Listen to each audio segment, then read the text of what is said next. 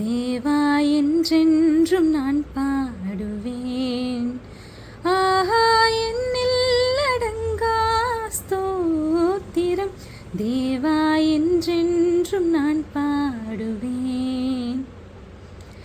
இந்நாள் வரை என் வாழ்விலே, இந்நாள் வரை என் வாழ்விலே நீர் செய்த நன்மைக்கே ஆஹா என்னில் அடங்கா ஸ்தோத்திரம். தேவா என்றென்றும் நான் பாடுவேன். ஆஹா என்னில் அடங்கா ஸ்தோத்திரம். தேவா என்றென்றும் நான் பாடுவேன்.